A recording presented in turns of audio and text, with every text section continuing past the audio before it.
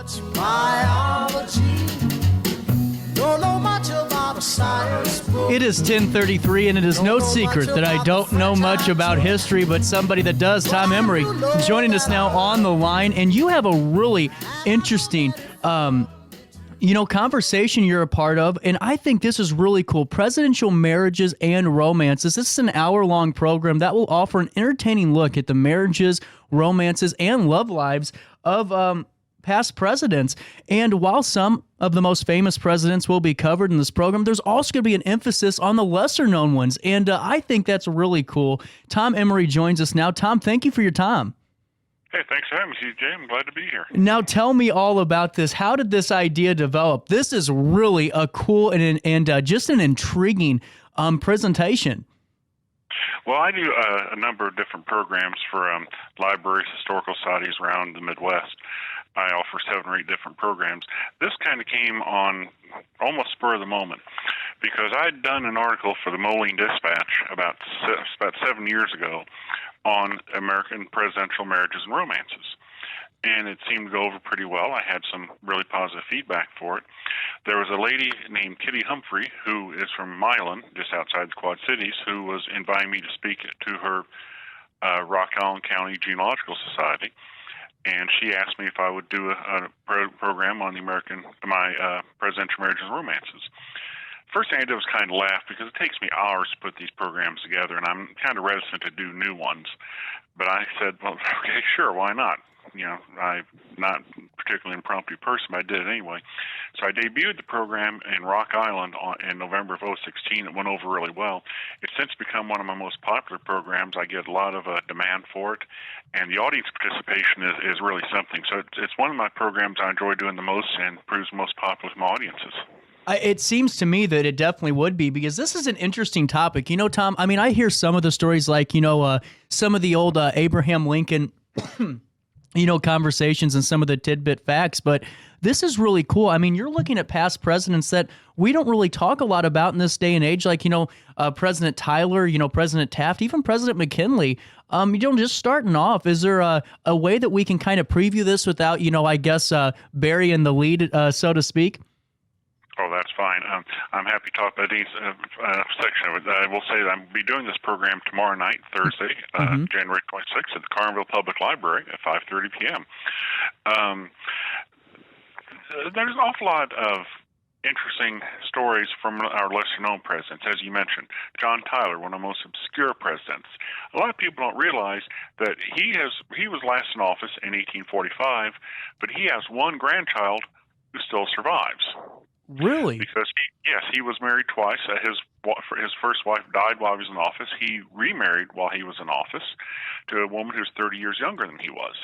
He fathered 14 children, and he was still fathering children at the age of 70. Some of his children did the same thing.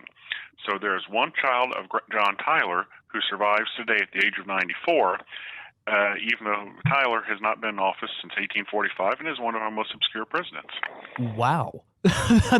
First of all, that's pretty strong endurance right there. 70 years old and still being able to, develop the family there. That's an interesting one. And now I got to ask you, before I go any further, are there a lot of, wives' tales, or falsehoods about some of the presidents that you're going to be discussing in this topic tomorrow at the Carlinville Library? Is this if there's some of the stories maybe about FDR, maybe about Lincoln that you've heard before that you're going, wait a minute, not so true with that. Maybe it's I've heard before that FDR had a secretary that came in on a train, to visit him, and and Eleanor Roosevelt's going on a train going back to the White House. Are those kind of things true?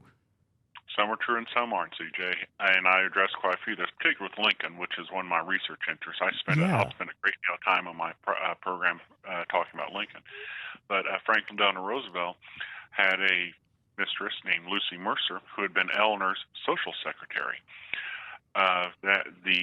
Their affair began in the teens, 1910s. It continued intermittently until FDR's death. FDR sent a car for all 4 of his inaugurations to bring Lucy to the ceremony. And she was actually at Warm Springs, Georgia, the Roosevelt getaway. the day that FDR died on April 12th, 1945. She was spirited away before Eleanor arrived. So you mentioned some of those things are true. That's interesting. And, you segued this perfectly because they're really, and not to, I'm not a patronizer, but around this community, around our area here in Southern Illinois, not very many people cover and research Abraham Lincoln as you've done, and provided us so many great, stories and just insights. And can you preview some of the conversation that you'll be discussing with Abraham Lincoln tomorrow in Carlinville? Absolutely. I talk at length about the marriage with Mary Todd, who's one of the most controversial first ladies of our history. Has been one of the most maligned first ladies in our history, in my opinion. A lot of people don't realize that mental illness ran in Mary Todd's family. She had as many as 14 relatives who were in asylums. Her parents were second cousins, and her maternal grandparents were first cousins. Wow. So those are some things that really went against her. I'll talk about the closeness of the marriage, which the Lincoln marriage between the marriage between Abraham and Mary Todd Lincoln was much closer, much more respectful than a lot of people realize. I'll also talk about Lincoln's other loves, or lack thereof, including the legend of Anne Rutledge, the famous country girl from his young adulthood home in New Salem, whom Lincoln was supposedly, and I use that word with emphasis, supposedly involved with. I look at the legend and the myth of that, because a lot of it was legend and myth. I also look at the only documented, proven romance we know that Lincoln had outside of Mary Todd, and that was with a woman he met at New Salem named Mary Owens, who apparently had no problems with not having married the greatest president in American history. Lincoln was quite awkward around her, which she never forgot. She later said after, many, many years later, and I quote, "The Lincoln was deficient in those little links which make up the chain of a woman's happiness." That's one of the zingers. She married, lived in Kansas City, and apparently had no regrets for not marrying who became our greatest president. But there are several other women that Lincoln has supposedly been linked to. One was Matilda Edwards, who lived in Edwardsville, Alton, as a young woman. Wow. That is debated among Lincoln scholars today. Mary Owens is the only one that we know that for sure that Lincoln had a relationship with, because some letters between Lincoln and Mary Owens do exist, which is further proof.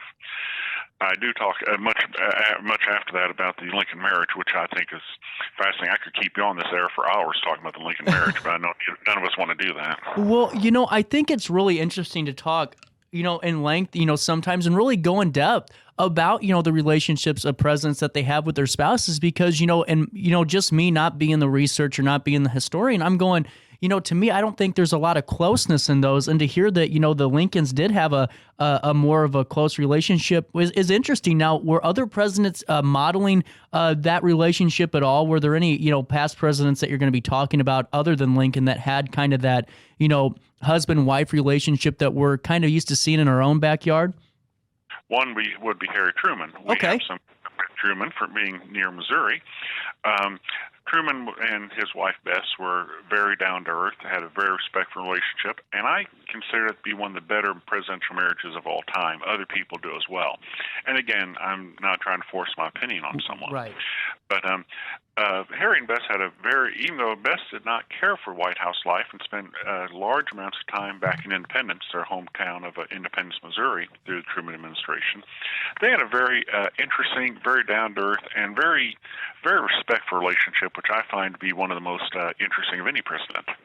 That really is. And especially, Harry Truman to me is a president that I have a lot of intrigue for, because, I didn't realize that when Harry Truman came out of office, there wasn't a lot of money coming out of going into his pocket. And, so many other things that obviously you're more experienced in and fluent in. But I have to ask you about Woodrow Wilson. Because this is something that, I think is an open secret in a way, but we don't really know for sure. And maybe you have some more insight, and definitely probably should have sent you a question about this ahead of time. But I've heard before that when Wilson had his strokes, that, the First Lady was handling a lot of the day-to-day business of the White House. Is that true? Yes, it's absolutely true. Wow. Wilson was I mentioned John Tyler, John Tyler's wife had died, and he'd remarried through his term. Wilson did the same thing. Wow. His second wife, Edith Galt, who was a jeweler's widow. That is one of the more unusual romances of presidential marriages. Wilson, who was very intellectual, was Southern born, and has been criticized for his white supremacist views, wrote very flowery, very overly top romantic letters to both of his wives. His second wife, Edith Galt, was certainly among that. Wilson had a debilitating stroke in September 1919, and for the remaining year and a half of his term, his wife was the de facto president. She ran interference for him. She screened his visitors. He briefed her on policy, so she was able to make comments or know exactly what was going on. Many people call her the de facto president for about a year and a half. And that's really interesting, and something that I've always been really infatuated with, knowing that really, technically, I guess you can look at it as the first female president in a way. That's wild. You can make that case. She may not have been the president in name, but she was doing a lot of presidential duties, certainly. Wow. And, I got to ask you, you're doing obviously tons of research for this 1-hour program that's taking place tomorrow at Carlinville Library, but is there a story that you kind of stumbled upon that you had maybe no idea about or very little knowledge of that you kind of were able to, dig a little bit deeper doing this research? Well, I was certainly familiar with Grover Cleveland and his young wife. Grover Cleveland is the only president who was actually married in the White House itself. We've had presidents who were married during their terms, but as far as being married in the White House itself, Cleveland, a lifelong bachelor, married his sweetheart, who was 28 years younger than he was, in 1886. Something I thought was interesting about that relationship was that he proposed by letter. His future wife was on a 9-month European excursion with her mother. He proposed by letter. She accepted by letter, and she arrived only 6 days before the wedding date. That is really very unusual, and Cleveland, and I touch on this a little bit, Cleveland claimed paternity for a child out of wedlock from his hometown of Buffalo while he was before his first run for president in 1884. The opposition made an awful lot of that with the chant that we use at political rallies, "Ma, Ma, where's my pa? Gone to the White House, ha, ha, ha." Wow. Yeah. But he owned up to it in the Victorian era, which is very unusual. Yeah, that is really interesting. And, I couldn't even begin to just describe, if I was doing this research and I'm getting ready to present about this, does your opinion, and maybe this is just something I'm thinking off of the top of my head, Tom, but to me, it's almost like I would try to, in my mind, correlate, well, maybe, some of their policies or some of the decisions they made didn't go certain ways because they were a little stressed out with the home life. But to hear that Grover Cleveland basically sent the Victorian era text message to propose is just incredible. That's incredible. It is. And I tell you, there's a train of thought. We mentioned Woodrow Wilson a few minutes ago. There's a train of thought that says that Wilson was so in love with his second wife, Edith Galt, that he actually took his eye off the ball of more important pressing matters such as domestic tensions, because we're about ready to go into World War One. Things like the bombing of the Lusitania and other things. He apparently fumbled a public appearance at one point in Philadelphia, and some people believe that he was so distracted by love that he wasn't able to do his duties as president like he should have. And I'm glad you brought that up because that's where my mind went was, is there a correlation to that? And that's really interesting. And Tom, I could keep you here all day, and you've really just been a great, conversation. And I really appreciate your time. I don't want to take up too much more of it, but I got to ask you, in all the programs that you do, in all of the engagements, what is the most fascinating topic that you talk about today? Well, outside of this one, which I have a great time doing, I've had probably the most demand. Really, the most demand I had for any of my programs was Illinois and the Civil War, which I've done I think 50 times. That one, a lot of people don't realize the depth of Illinois' contribution to the Civil War, and that's something I've written 2 editions of a book on that people really seem to get a kick out of. And it's something if I had to pick a favorite program, I guess it'd probably be that one. But this presidential marriages one really, really ranks high because I get such audience response. People laugh and talk and engage through it. It becomes a fun evening, at least I hope it is for people. It certainly is for me, because we all, here in our American democracy, we have the privilege to vote. We take an interest in our leaders as such, and the story of our presidents really seems to touch a nerve with people. It really does, and that's, man, I've got to have you back on whenever we get some more time and we have something new coming our way, because you're a wealth of knowledge, Tom, and I really appreciate you taking the time to talk to us down here in Alton today about this really cool just topic in general and all the other things you do to provide us stories and all of the great work. How can we follow along with this? Is there a way we can stay up to date on those speaking engagements ahead of time? Well, you can, I freely admit I'm not particularly technologically advanced, but feel free to call me on my cell phone, which is 217-710-8392, or you can email my dedicated email, ilcivilwar @yahoo.com. That's incredible. And Tom, one last time, real quick, can you preview the event tomorrow? It's going to be at the Carlinville Library. What time was it again? It's at 5:30. It'll run until about 7 o'clock. It's a free program. The public is invited, and I'll be talking about many of the subjects I just talked about with you on radio. We should have a really good time with it. We're all looking forward to it. Tom, thank you so much for the phone call today. I really appreciate your time. Hey, thanks, CJ. It's great being here. And we'll have to have you back on whenever we have some time in the schedule to get you back on. I'd be happy to. That'd be great. Awesome. Well, at 10:50 on this 25th day of January, a Wednesday, that, the snow, I guess. Oh, one last question for you, Tom. Did it snow up in your location? Yes, it did. Not as much as predicted, but we got, looking out the window, I'd say roughly 2 inches of wet snow. Does not look particularly severe today. Just wanted to make sure. I was asking, we had a couple of guests in St. Louis too, and I wanted to get their insights. At 10:50, we had a great, insightful conversation about what's to come tomorrow at 5:30 p.m. at the Carlinville Public Library with Tom Emery, and a conversation, a program, 1 hour long. It's going to go from 5:30, an hour and a half, to 7 p.m. about the presidential romances and marriages, something I am just really thrilled to be talking about today. Tom, thank you.